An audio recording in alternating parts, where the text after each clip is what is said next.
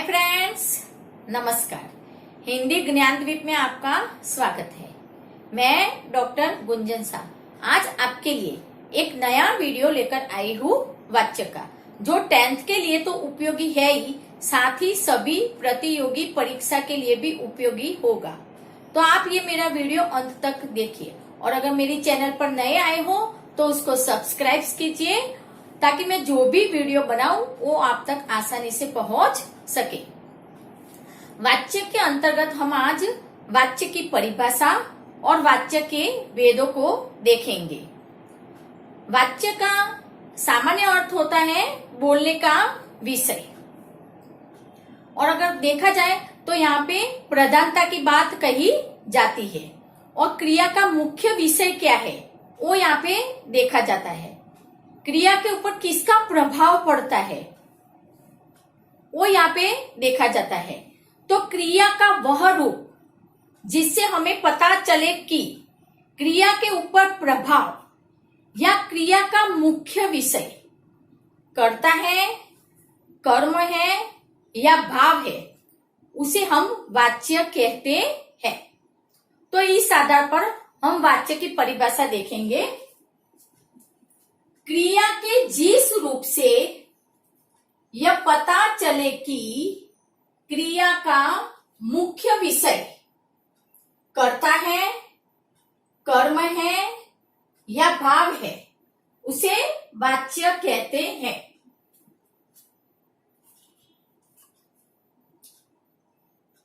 यहाँ पे क्रिया के प्रभाव की बात कही जाती है। क्रिया का मुख्य विषय क्या है, कर्ता, कर्म या भाव। तो उस आधार पर वाच्य के 3 भेद होते हैं।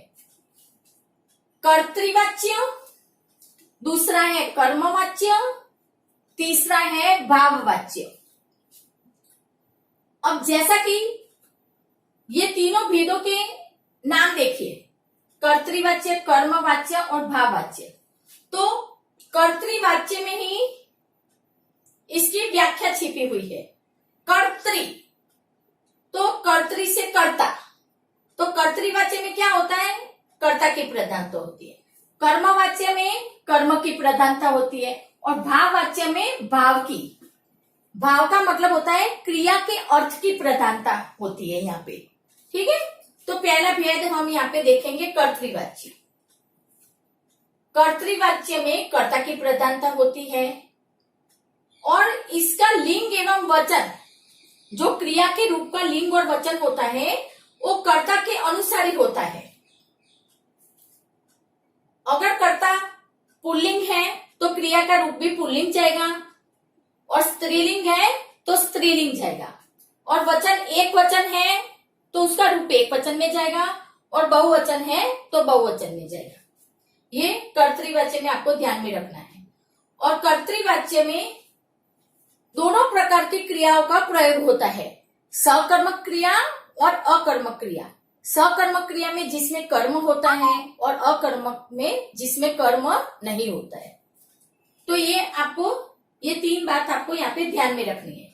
और कर्ता के साथ ने का प्रयोग होता है, ने पर सर्ग का, या नहीं भी होता। कार्य करने वाले को कर्ता कहते हैं, तो कर्ता के साथ ने लगता भी है और नहीं भी लगता है। एक एग्जांपल मैं दे रही हूं आपको। लड़की ने नृत्य किया,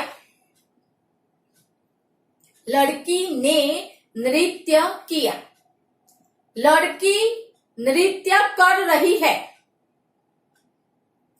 पहले में मैंने ने लगाया, दूसरे में मैंने ने नहीं लगाया। लड़की नृत्य कर रही है।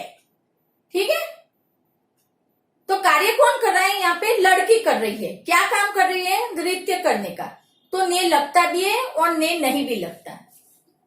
अब यहाँ मैंने कुछ एग्जाम्पल लिखे हैं, देखिए, सकर्मक क्रिया के और अकर्मक क्रिया के। देखिए, नंबर 1 देखिए, मोहन पत्र लिखता है।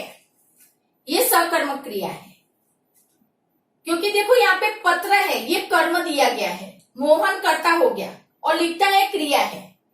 ठीक है, तो ये पत्र कर्म है, तो ये मोहन पत्र लिखता है सकर्मक।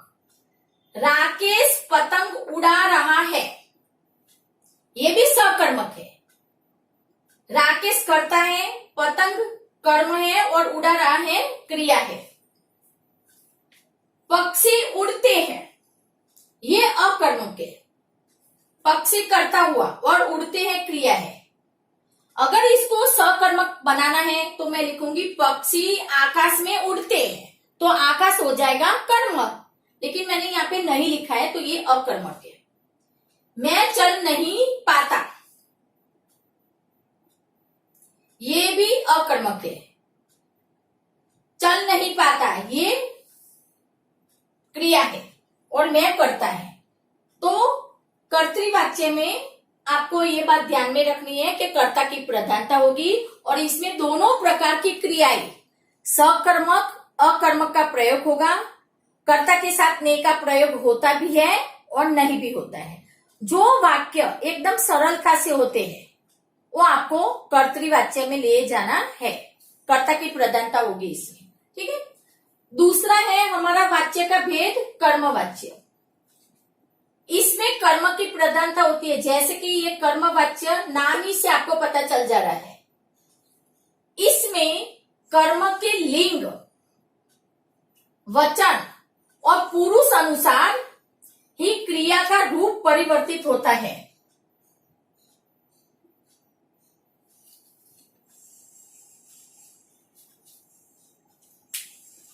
कर्म देखना पड़ेगा, यहाँ पे कर्म की पहचान करनी पड़ेगी कि कर्म स्त्रीलिंग में है कि पुल्लिंग में है। वचन भी आप कर्म का ही देखोगे, एक वचन के बहुवचन और पुरुष उत्तम मध्यम या अन्य जो भी है। तो क्रिया का रूप भी कर्म के अनुसार ही परिवर्तित होगा। यहाँ पे मैं कुछ एग्जाम्पल होंगे, उसके माध्यम से आपको यहाँ पे मैं ये समझा दूंगी आपको।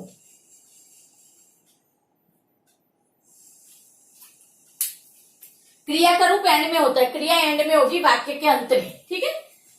अब कर्मवाच्य में क्या ध्यान में रखना है, सिर्फ सकर्मक क्रियाओं का ही प्रयोग होता है। यहाँ पे अकर्मक क्रिया बिल्कुल भी नहीं लेनी, क्योंकि यहाँ पे कर्म लिखा है तो सकर्मक कर्म के साथ। ठीक है। और कर्ता के बाद से अथवा द्वारा का प्रयोग होता है। कर्तृवाच्य में कर्ता के साथ ने का अथवा ने नहीं भी होता, लेकिन कर्मवाच्य में से अथवा द्वारा का प्रयोग होगा। कहीं कहीं क्या होता है, कर्ता का लोप भी हो सकता है, मतलब कर्ता नहीं भी रहता। ये बात आपको यहाँ पे ध्यान में रखनी है। इसके दो और भी कुछ रूल है। जब हम कर्तृवाच्य से कर्मवाच्य में ले जाते हैं तब आपको दो रूल और भी याद रखने हैं। दो रूल में यहाँ ही लिखती हूँ। ठीक है। यहाँ जगह नहीं थी तो मैंने लिखे नहीं थे, यहाँ ऊपर लिख देती हूँ।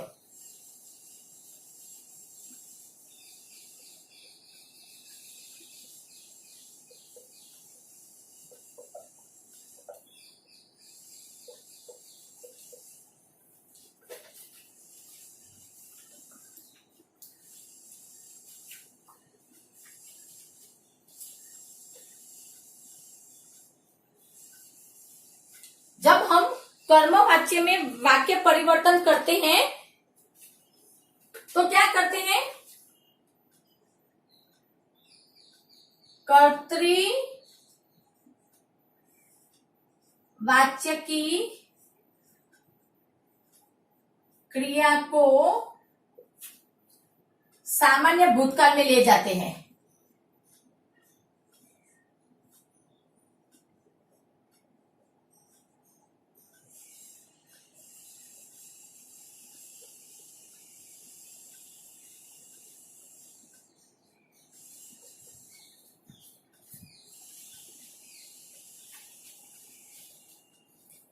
जो ये कर्तृवाच्य की क्रिया है उसको कर्मवाच्य में जब हम परिवर्तन करते हैं तो सामान्य भूतकाल में ले जाना होता है। और दूसरा इसका एक रूल है,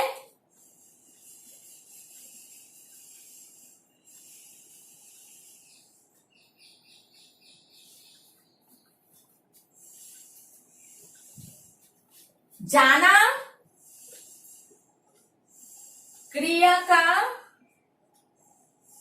रूप जोड़ना होता है।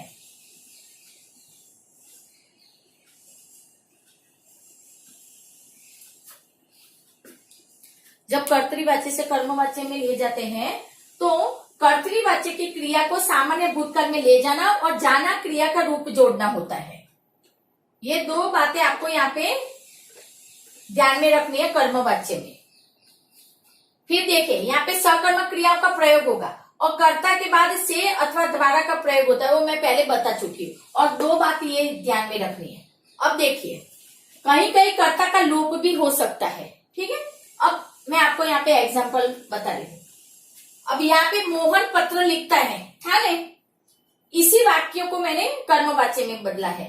मोहन से पत्र लिखा जाता है, जाना क्रिया का रूप जोड़ देना है, जाना का, और सामान्य भूतकाल में ले जाना है। तो मोहन से पत्र लिखा जाता है। दूसरा एग्जांपल देखिए, राकेश पतंग उड़ा रहा है, यहाँ पे ये था, ठीक है। अब देखिए राकेश द्वारा पतंग उड़ाई जा रही है। अब आप यहाँ पे ध्यान में रखना, यहाँ पे लिखा है राकेश पतंग उड़ा रहा है और यहाँ पे उड़ाई जा रही है। पतंग क्या है? स्त्रीलिंग है, स्त्रीलिंग का रूप है। कौन सा रूप है ये? स्त्रीलिंग। ऊपर मैंने आपको पहले ही बताया था कि कर्म को देखना है, कर्म का जो लिंग होगा, वचन होगा, पुरुष होगा, उसी के अनुसार क्रिया का रूप परिवर्तित यहाँ पे होगा। तो यहाँ पे राकेश तो कर्ता हुआ और पतंग क्या है? कर्म है। तो राकेश द्वारा पतंग उड़ाई जा रही है। यहाँ पे ये जो वाक्य है कर्म के अनुसार परिवर्तित हुआ है। पतंग स्त्रीलिंग है, इसलिए यहाँ पे उड़ाई जा रही है। हम ये नहीं बोलेंगे राकेश द्वारा पतंग उड़ाया जा रहा है, नहीं, ये गलत है। राकेश द्वारा पतंग उड़ाई जा रही है, तो ये पतंग स्त्रीलिंग है, तो ये क्रिया का रूप भी उड़ाई जा रही है, ये स्त्रीलिंग हो गया। आगे देखिए, रोगी को दवाई दे दी गई है, यहाँ पे कर्ता का लोप हो गया है, कर्ता का यहाँ पे लोप हो गया है। कुछ और उदाहरण मैं आपको यहाँ पे कर्मवाच्य के बताऊंगी, यहाँ पे अभी बता रही हूं, मैं ये हटा रही हूं और इसी में मैं लिख रही हूं।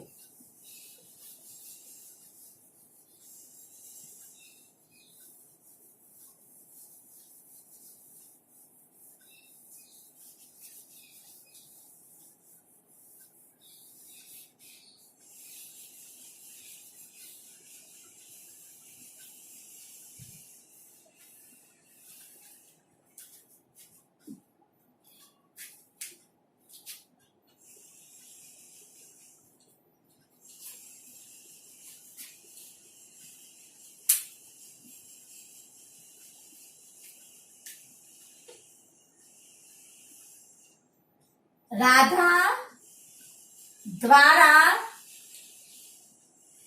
नृत्य किया गया, ये कर्मवाच्य। अगर इसका कर्तृवाच्य करना है तो देखिए, राधा ने नृत्य किया। दूसरा देखिए, गीता द्वारा सेब खाया गया, ये जाना क्रिया के रूप लगे हैं, यहाँ पे ये जाना क्रिया के रूप लगे हैं। इसका कर्तृवाच्य देखिए, गीता ने सेब खाया। समझ में आ रहा है ना आप सबको यहाँ पे?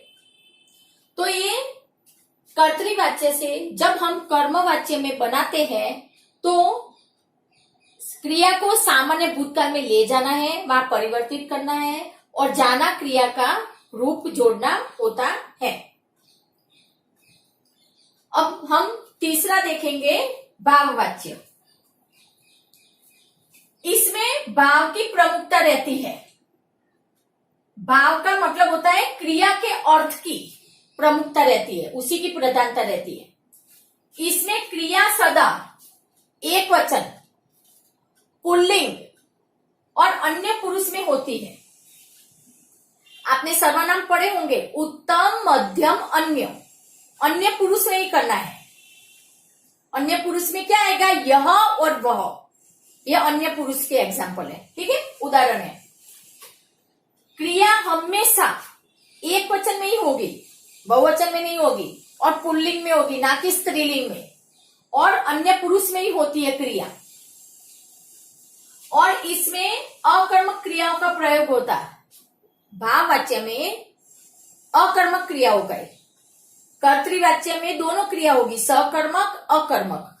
कर्मवाच्य में कर्मवाच्य में सकर्मक क्रिया, और भाववाच्य में सिर्फ अकर्मक क्रियाओं का प्रयोग होता है। अधिकतर इसका प्रयोग निषेधार्थक वाक्यों में होता है। नेगेटिव सेंटेंस हो गए, ठीक है, लेकिन हर वक्त नहीं होगा, कई बार सकारात्मक भी होते हैं, पॉजिटिव भी होगा, ठीक है। और कर्ता के साथ से अथवा द्वारा का प्रयोग होता है। एक बात आपको और ध्यान में रखनी है इसकी, कर्तृवाच्य से भाववाच्य में वाक्य परिवर्तित हो सकते हैं, लेकिन कर्मवाच्य वाले वाक्य भाववाच्य में परिवर्तित नहीं होते। आपको परीक्षा में भी कर्तृवाच्य से भाववाच्य में बनाने को दिए जाएंगे, परिवर्तित करने को दिए जाएंगे, कर्मवाच्य से भाववाच्य में नहीं बनते हैं, ठीक है। ये नियम आपको याद रखना है। अब देखो, हम 2-4 उदाहरण देखेंगे। पहला ही वाला देखो, मोहन पत्र लिखता है, ये सकर्मक क्रिया थी, ठीक है। यहाँ क्या है, अकर्मक क्रियाओं का ही प्रयोग होता है। तो यहाँ पे ये पत्र क्या था, कर्म था, तो पत्र निकाल दोगे। मोहन से लिखा नहीं जाता, ये मैंने निषेधार्थक वाक्य बना दिया, नेगेटिव वाक्य बना दिया। मोहन से लिखा नहीं जाता। पक्षी उड़ते हैं, देखिए बहुवचन वाला वाक्य है कि ऊपर अनुस्वार लगा है, तो ये बहुवचन है। कुछ बच्चे गलती करते हैं, अनुस्वार देखते नहीं है और पक्षी उड़ते हैं, ठीक है, वो पक्षी उड़ता है कर देते हैं, नहीं, ये गलत है। आप अनुस्वार देखिए फिर वाक्य बनाइए।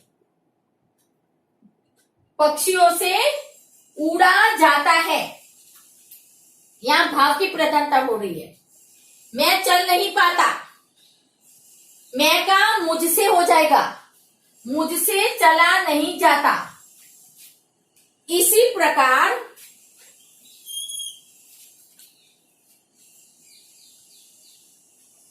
हम का आएगा तो हमसे कर दोगे।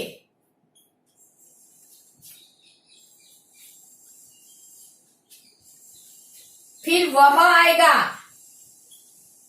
यह आएगा, ठीक है।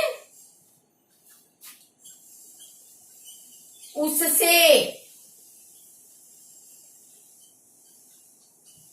इससे, इसका रूप परिवर्तित हो जाएगा। हम का हमसे, मैं का मुझसे, मैं था तो मुझसे, वह का उससे, यह का इससे, ये रूप परिवर्तित हो जाएंगे जब हम भाववाच्य की क्रिया करते हैं तब। ऐसे भाववाच्य के बहुत सारे उदाहरण हैं। जरूरी नहीं है कि हर एक में ही नेगेटिव होगा, पॉजिटिव भी होता है। जैसे देखो, पक्षियों से उड़ा जाता है, मुझसे चला जाएगा, मुझसे चला जाता है, ठीक है। मैं चल सकता हूं, ये हो गया कर्तृवाच्य।